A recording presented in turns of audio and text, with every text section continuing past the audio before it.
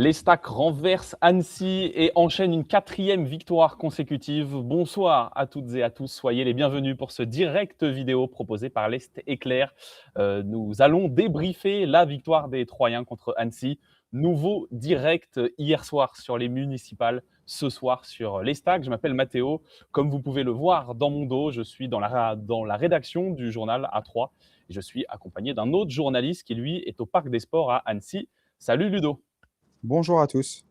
Est-ce que tu Bonsoir. peux Ouais, bonsoir. Il est 23h37 au moment où on fait ce direct-là. Les Troyens qui se sont imposés ce lundi soir 2-1 contre Annecy. Les Annéciens ont ouvert le score et les Troyens, avec 2 buts en deuxième mi-temps de Ouzenadji et Ripard, ont renversé cette rencontre encore une fois et se sont encore une fois imposés. 4e victoire de suite. Est-ce que tu peux nous dire comment tu as vécu ce match-là?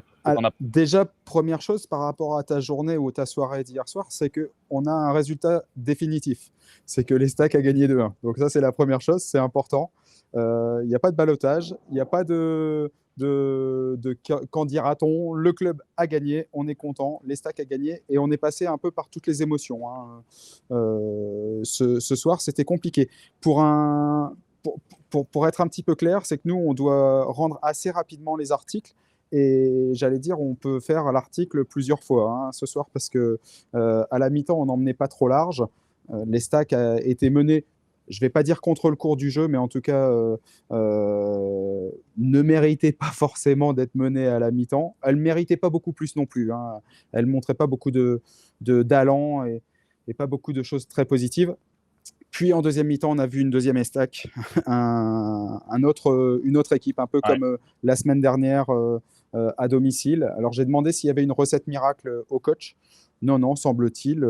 Il me disait qu'il n'y avait pas besoin d'élever la voix, pas besoin d'hurler. On avait juste besoin de régler 2 ou 3 petites choses. Et finalement, ça s'est passé comme ça. Puis ça s'est surtout très, très bien passé parce que l'Estac menait 1-0, égalise assez rapidement en deuxième mi-temps. 54e minute de jeu. Voilà, donc tu n'as pas le temps de gamberger, tu n'as pas le temps de douter. Ça, c'est important. Et puis après, on avait l'impression, en tout cas, moi, j'avais cette impression, c'est que l'Estac n'était pas ne montrait pas le meilleur visage d'elle-même. Et on avait la sensation que si elle accélérait un petit peu, elle était vraiment supérieure à son adversaire.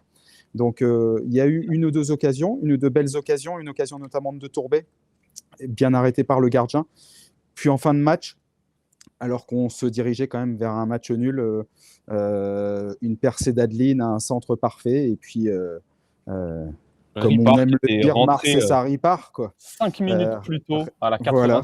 qui marque. Donc, franchement, qui délivre les quelques supporters troyens qui étaient au Parc des Sports, comme on a pu le voir sur les images et nous sur la télé. Ça doit être sur une le belle scène à voir deuxième en but, il y a l'équipe troyenne a bien pris le temps d'aller voir ses supporters parce que c'est bien, c'est comme il y a une piste d'athlétisme, déjà tu fais 100 mètres pour aller les voir, donc tu sais que comme il reste plus beaucoup de temps, ça te permet de gagner encore un petit peu quelques secondes, de communier avec le public. Moi je suis très... Enfin, c'est admirable de faire quand même aller-retour pas loin de 10 heures pour venir voir un match un lundi soir dans un stade qui ressemble plus à un stade d'athlétisme qu'à un stade de foot, dans une ambiance qui n'ont pas trop vu, tu l'as dit, mais il y a une grande piste en fait entre le stade et les tribunes. C'est vrai que personnellement, je ne suis pas fan de ce type de stade-là. Non, on a eu cette chance ou ce privilège avec toi d'aller au Paris FC à Charletti. C'est aussi pourri. Donc, avec une ambiance encore moins bonne, parce qu'à Charletti, il y a quelques supporters qui crient, qui gueulent, entre guillemets. Ici, alors ce qu'il y a de drôle, c'est qu'il y a très très peu de supporters à Annecy, mais il y a un petit groupe d'une vingtaine ou trentaine, un COP, on va dire. Et puis, il y a, de l'autre côté de la tribune, il y a 4-5 personnes, un autre COP. Et puis, en haut de la tribune, il y a aussi 3-4 personnes, c'est un autre COP. Et puis, de l'autre côté du stade, encore un tout petit COP. Alors, visiblement, ils s'entendent tous pas bien, c'est pour ça qu'ils ne veulent pas se réunir. Mais ça fait une ambiance un peu particulière dans une ville qui est magnifique. Mais ça mériterait un petit stade un peu comme Rodez ou comme Pau, pour avoir une ambiance plus football. Et j'allais dire cette équipe, et le coach de cette équipe le mérite, parce que Annecy n'a pas des très gros moyens, mais arrive toujours à enquiquiner ses adversaires et arrive généralement très souvent à enquiquiner les Stacks. Là, cette saison, les Stacks a gagné 2 fois contre Annecy, mais sur les 2 dernières saisons ou les 3 dernières saisons, il n'y avait pas eu une victoire troyenne. Donc voilà, ça fait du bien de gagner et ça fait encore, comme tu l'as dit, c'est une 4e victoire consécutive après une période un peu de flottement où il y avait eu 3 défaites en championnat, une défaite en Coupe de France. On pouvait avoir peur à ce moment-là. Et puis finalement, c'est bien reparti avec peut-être un peu de réussite. On a gagné des matchs qui étaient bien mal embarqués. Mais c'est pas que de la réussite. Quand ça s'enchaîne, quand la réussite s'enchaîne, c'est que cette réussite, le club et l'équipe va la chercher, sachant que encore aujourd'hui, comme tu l'as dit, il y avait des absents. C'est la première moi, fois c'est ce qui me que marque le plus. Alors, je ne sais pas si je l'ai dit, mais c'est ce qui marque le plus. Ils étaient 8 à être absents, 7 blessés. Hugo Gambord était suspendu. Et parmi les 7 blessés, Adrien Monfray, Godzi blessé de longue date. Donc, tu avais tes 3 centraux, on va dire, que tu utilises depuis le début de la saison qui n'étaient pas là. Et on n'a pas dit, mais d'autres blessés, des gardiens, c'est simple, Mathéo, si tu regardes, la défense au début de saison, c'était le maître dans les buts, Titi à droite, Monfray avec Godzi et Boura à gauche. Et aujourd'hui, il y a Boura qui a été repositionné dans l'axe pour pallier l'absence de Monfray. Mais j'allais dire, il n'y a pas un des joueurs aujourd'hui qui était titulaire et qui jouait en début de saison. Donc ça, c'est quand même quelque chose qui est à noter. Est-ce qu'il y a quelqu'un qui te parle? Ouais, vas-y, je t'en prie. Juste, il y a Siegfried sur le direct qui nous salue. Salut à toi, Siegfried. Et qui nous dit, est-ce qu'il y a des retours de blessures attendus samedi? On rappelle que les Stacks jouent contre Dunkerque au Stade de l'Aube à 14h samedi, dans 5 jours. On espère qu'Adrien Monfray sera remis. Après, pour le reste, très honnêtement, il y a quand même des joueurs qui sont absents de longue durée. Alors, il y a Gambord qui devrait aussi pouvoir revenir, si je ne dis pas de bêtises. Ouais, il avait pris qu'un match de suspension. Alors après, il faudra voir ce que le coach décidera. Si Monfray revient, j'imagine que si Monfray revient, on peut imaginer qu'il va reprendre évidemment sa place, que Gambord va peut-être reprendre sa place, mais c'est pas évident parce que Diawara a fait un très très gros match dans l'axe derrière. Il a été très costaud, voilà.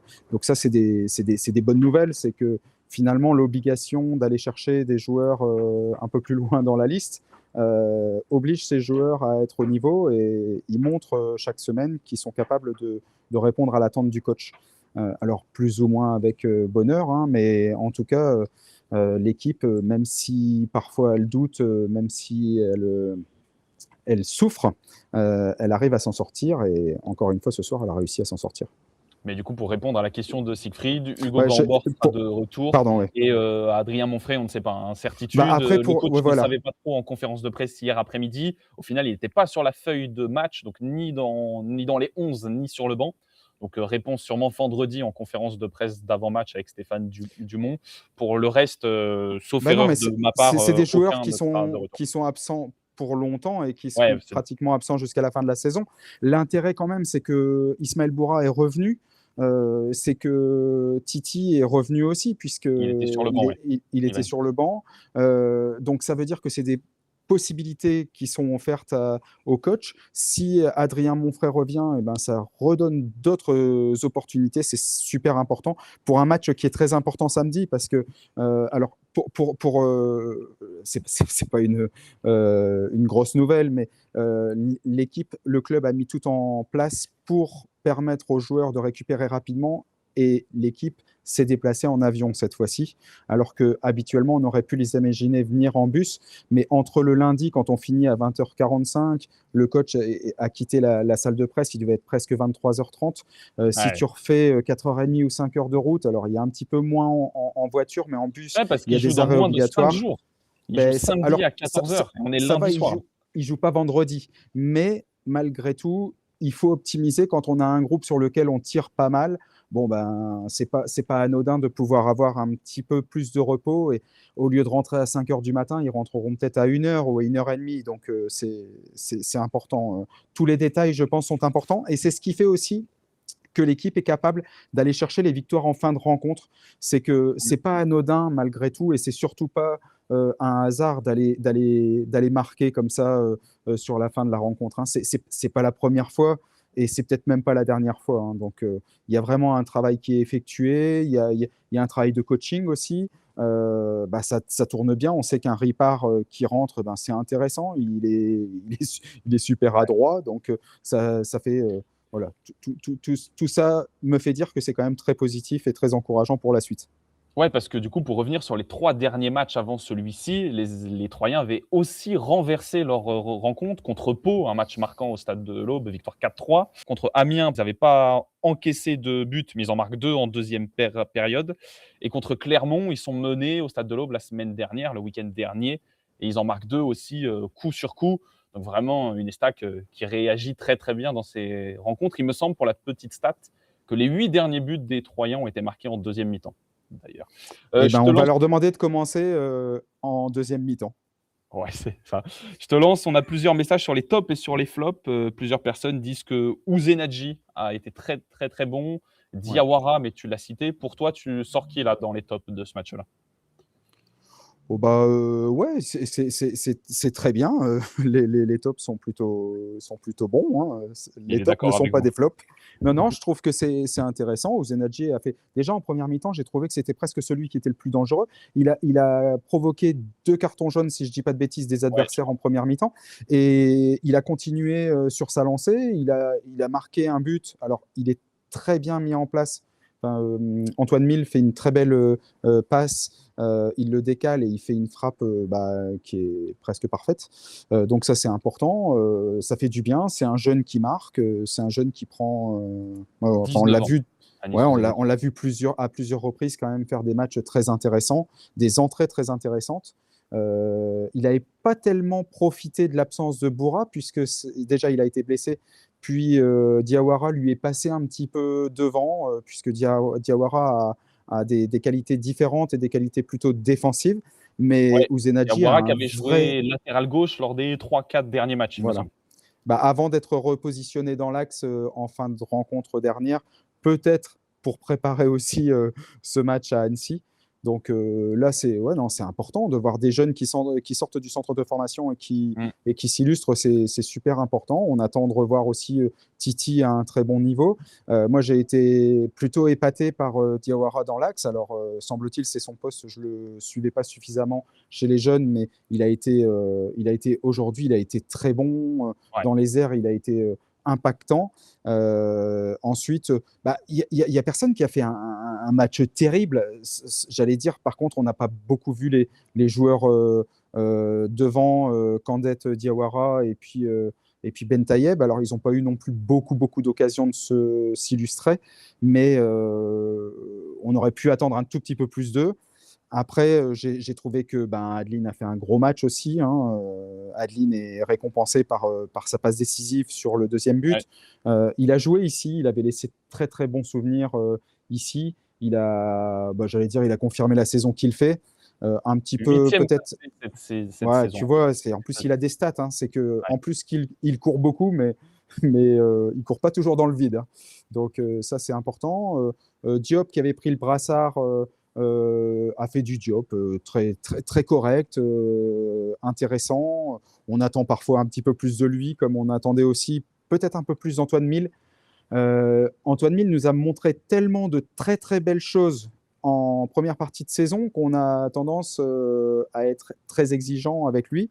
On pourrait espérer un petit peu mieux, mais on ne peut pas demander non plus à avoir des matchs notés 8, 9 ou 10 à chaque fois. Mais bon, voilà, on pourrait espérer un petit peu mieux. Et puis en première mi-temps, moi j'ai bien aimé toutes les prises de balles de Mathis de Tourbet. Il a loupé très peu de contrôle et tout ça. Il a essayé de jouer dans le bon tempo. Mais par contre, j'ai pas du tout aimé son attitude nonchalante où je trouve qu'il revenait pas, il faisait pas d'efforts défensifs, il n'était pas suffisamment impactant justement. L'entraîneur a dit qu'ils avaient été un peu, je ne sais plus le terme qu'il disait, il faudrait réécouter les bandes, mais il disait qu'ils n'étaient pas dans le bon rythme, en tout cas en première période. Et moi, j'ai trouvé que les offensifs, j'avais la sensation qu'ils s'occupaient plus d'attaquer et pas de faire des gros efforts de repli. Ça a été mieux en deuxième mi-temps et Mathys, je trouve qu'il a vraiment monté d'un cran en deuxième période. Il a été sans cesse chahuté par le public, alors pas beaucoup Je de trouve monde, qu'à mais partir du moment où il s'est fait siffler, il réussissait tout. Il était vraiment bon. pratiquement tout. Ouais. Bah, Ouais. il a du talent, hein, simplement. C'est qu'il aurait même pu être récompensé par un joli but parce qu'il est Sur la passe très D bien là? servi par, Ah oui, non pardon, par autant pour moi, Marronnier pas qui le fait même un truc. centre et il arrive au deuxième poteau et il fait une Mmh. belle reprise, mais le gardien, bon, elle arrive un peu peut-être trop sur le gardien.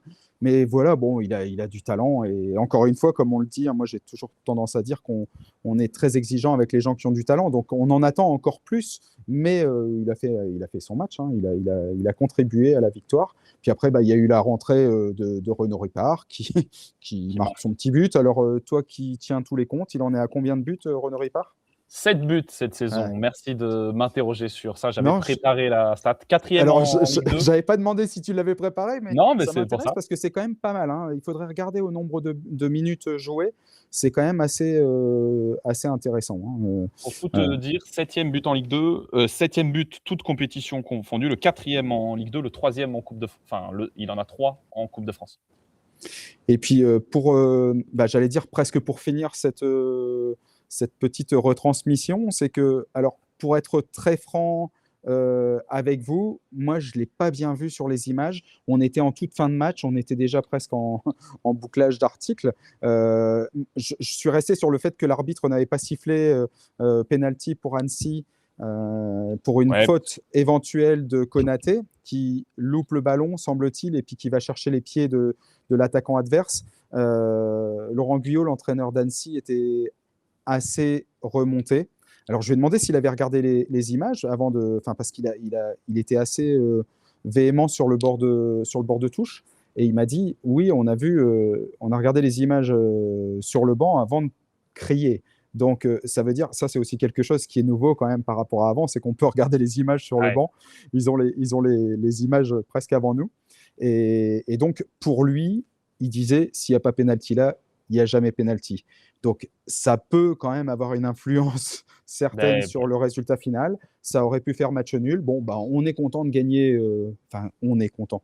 On est content que les Stacks aient gagné 2-1. On s'approprie un petit peu la victoire aussi. Ça fait du bien de gagner. Ça fait... Et puis, comme l'a dit le coach adverse, justement, à la fin de la rencontre, il dit bon, bah, c'est une équipe. Il n'a pas dit qu'à tout réussi, mais il a dit ça sent bon la Ligue 1.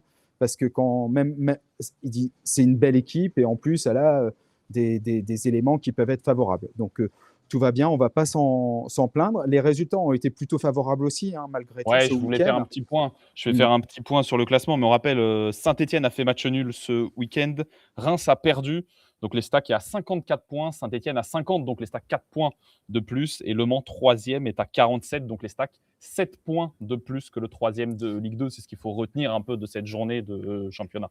Alors, parce qu'on est des suiveurs de l'Estac, on préfère quand même quand les Troyens gagnent.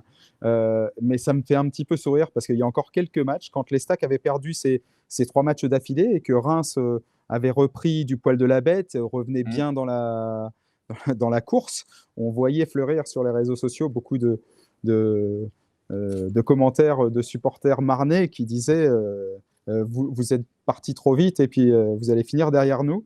Et finalement, un mois après, les Stacks a 11 points d'avance sur Reims. C'est incroyable comme Ouais. la dynamique peut s'inverser et peut être rapidement chamboulée. Et c'est assez incroyable. Aujourd'hui, moi, je pense qu'il ne faut pas regarder Saint-Étienne. Saint-Étienne est deuxième. Que Saint-Étienne soit premier ou deuxième, que les Stacks soient première ou deuxième, on s'en fiche. Ce qu'il faut, c'est finir dans les 2 premiers. Le troisième, Pour c'est Le monter. Mans qui a gagné. Donc, pour le coup, ce week-end, il n'y a pas eu de changement entre Le Mans et les Stacks, mais les Stacks a gagné à l'extérieur. Le Mans jouera samedi à Amiens, si je ne dis pas de bêtises. Vendredi même, à Amiens. Les Stacks jouent à domicile contre Dunkerque. On peut se dire que ça peut être encore un vrai bon plan pour les Troyens ce week-end, parce qu'Amiens est en est dans une situation vraiment compliquée. Si je ne dis pas de bêtises, Amiens est barragiste pour le moment, avec quelques points de retard déjà sur l'équipe qui les précède. Donc les Amiénois seront obligés de prendre des points. On peut espérer que dans la dynamique aussi qui est la sienne, l'Estac continuera et aura une volonté de réussir contre Dunkerque. Alors, Annecy est une équipe qui réussissait mal à l'Estac ces dernières années. Dunkerque, on ne peut pas dire que c'est une équipe qui réussissait bien aussi à l'Estac. Donc, pourquoi ne pas réussir encore un bon coup contre Dunkerque samedi au Stade de l'Aube? Voilà, c'est parfait. Tu te projettes à samedi qui vient, donc dans 5 jours, match à 14h au Stade de l'Aube contre Dunkerque, l'Estac qui pourra enchaîner une 5e victoire de suite. On Ça suivra serait beau ça quand même. Hein. ensemble. Ouais. Moi, je me disais déjà, s'il y a match nul aujourd'hui, la dynamique, elle n'aurait pas été cassée. On prend un point, on avance un petit peu. Ouais, on ne peut pas être plus royaliste que le roi. Hein. On continue à prendre des points, même parfois dans la difficulté. Donc, Mais moi, ce qui me chauffe le plus, c'est les 8 absents, 8 joueurs qui sont absents. Je trouve qu'on ne le dit pas assez dans les débriefs qu'on fait chaque semaine, mais 8 joueurs absents, dont je ne sais pas combien il y en a pardon, qui seraient dans le 11 type, mais il y en a au moins, je pense, non, 4 mais ou 5 qui seraient dans le 11. c'est remarquable. C'est remarquable. La saison est remarquable.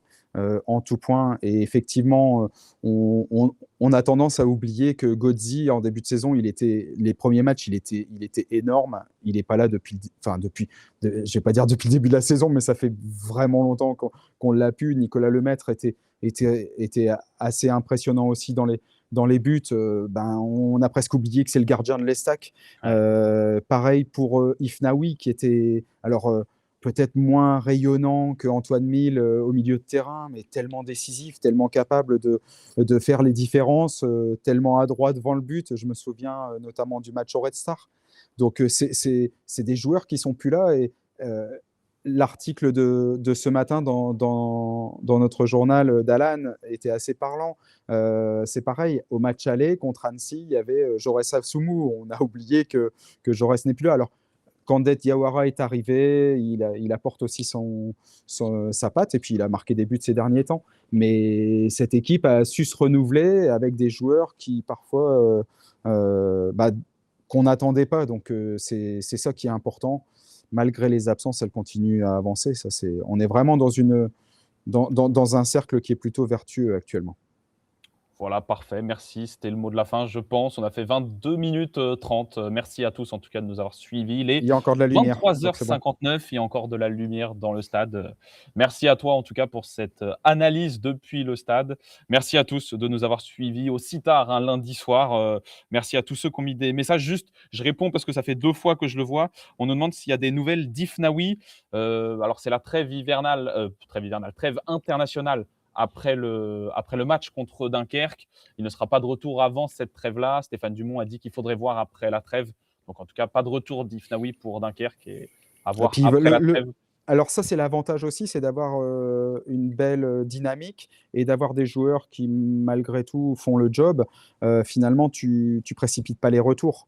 Aujourd'hui, peut-être qu'il n'était pas prêt à jouer, Adrien Monfray, mais malgré tout, tu te dis, comme l'a dit aussi le coach en conférence de presse, à chaque fois qu'il met un joueur, le joueur répond présent et tu as envie de donner la chance au joueur de s'exprimer. Et c'est important à Adrien Monfray de prendre le temps de revenir. Et s'il n'est pas totalement remis, je pense qu'il ne jouera pas non plus contre Dunkerque, même si c'est un match très important, parce qu'on peut en avoir besoin après et qu'on sait qu'il y a des joueurs qui sont capables aussi de le suppléer. Donc ça, c'est aussi très important. Puis malgré tout, alors tu parles des absents, et effectivement, il y avait beaucoup d'absents, mais quand on regarde sur le banc de touche, il y avait Ivan Titi, il y avait Renaud Ripard, il y avait Monir El Idrissi. Chavalerin, enfin c'est pas des peintres, hein, donc je pense qu'il y a beaucoup d'équipes de Ligue 2 qui aimeraient avoir ces joueurs dans leur effectif. Donc il y a une bonne osmose qui est faite et j'allais dire savourons simplement ces bons moments. Voilà. Je le répète souvent, mais on en a vécu quand même des sacrés mauvais ces dernières années, donc savourons les victoires et puis regardons un petit peu devant, même si la Ligue 1 n'est pas encore totalement au bout du couloir, on s'en rapproche quand même doucement. Voilà, merci beaucoup. C'était le mot de la fin. Merci à tous, en tout cas, de nous avoir suivis. Toutes les informations, vous êtes plusieurs à passer des messages sur les potentiels blessés, potentiels retours. On mettra tout sur notre site internet lestéclair.fr pour tout dire dès qu'on a une information, après la conférence de presse d'avant-match où Stéphane Dumont fait généralement un point sur le groupe. Voilà, rendez-vous sur notre site pour tout savoir et rendez-vous samedi prochain pour le match contre Dunkerque. Ludo, merci beaucoup. Rentre bien. Ciao, ciao. À plus, Ludo. Merci à tous. Bonne nuit à tous. Au revoir.